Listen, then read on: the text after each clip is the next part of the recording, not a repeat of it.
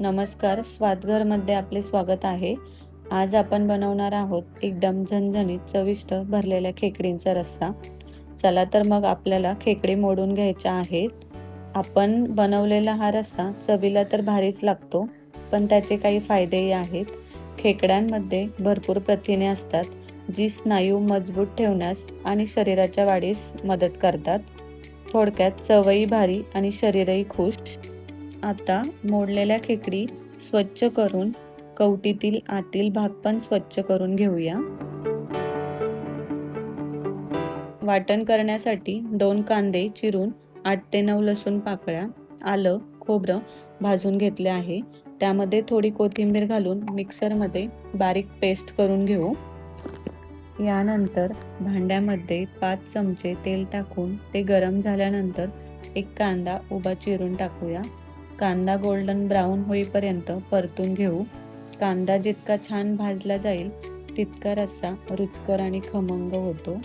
तोपर्यंत आपण रस्स्यासाठी लागणारे मसाले काढून घेऊ. आपण घेतले आहे हळद, तिखट, चवीनुसार मीठ, गरम मसाला, कांदा लसूण मसाला, बॅडगी मिर्च पावडर आणि चव आणखी वाढवण्यासाठी थोडा मटण मसाला. आपला कांदा छान परतून झालेला आहे. त्यामध्ये आपण केलेले वाटण टाकूया. ते 1 मिनिटभर परतून त्यामध्ये सगळे मसाले टाकून तेल सुटेपर्यंत छान परतून घेऊ. तुम्ही पाहू शकता आपण येथे मसाला छान परतून घेतला आहे. नंतर यामध्ये साफ करून घेतलेल्या खेकडी घालून मिसळून घेऊया, जेणेकरून खेकड्यांमध्ये मसाला पूर्णपणे लागला जाईल.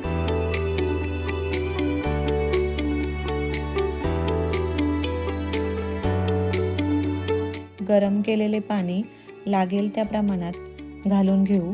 मला क्वांटिटीनुसार रस्स्याचे प्रमाण थोडे कमी वाटले म्हणून मी आणखी थोडे पाणी टाकले आहे. नंतर कवटीमध्ये असलेला पिवळा भाग टाकून घेऊ. आता आपण झाकण ठेवून गॅस मीडियम फ्लेमवर करून 5 मिनिटे खेकडे शिजवून घेऊ. भरलेल्या खेकडीसाठी मी इथे 1 वाटी हरभरा डाळ 2 तास पाण्यात भिजवून घेतली आहे. त्यामध्ये 5 ते 6 लसूण पाकळ्या, आलं, जिरे, कोथिंबीर, हळद, तिखट आणि चवीनुसार मीठ घालून थोडं दरदरीत मिक्सरमध्ये वाटून घेऊ. हे मिश्रण खूप बारीक करायचे नाहीये, थोडे भरडच ठेवायचे आहे. आता हे मिश्रण कवटीमध्ये भरून घेऊ. मी इथे अशा प्रकारे कवट्या भरून घेतल्या आहे. त्यानंतर रस्स्याला चांगली उकळी आल्यानंतर भरलेली कवटी उकळीवर सोडून गॅस मीडियम फ्लेमवर ठेवून 10 मिनिटे कवटीतील मिश्रण शिजवून द्यायचे आहे. तोपर्यंत आपण भाकरी करून घेऊ. गावरान जेवणाची खरी मज्जा गरमागरम भाकरीतच असते. त्यात जर भाकरी मऊ आणि टम्म फुगली की कोणत्याही रस्स्याची चव दुप्पट होते. आणि खेकड्याच्या झणझणीत रस्स्याला अशा मऊ भाकरीशिवाय भारी मेजवानी दुसरी नाही आणि ही चव शब्दात सांगता येणार नाही.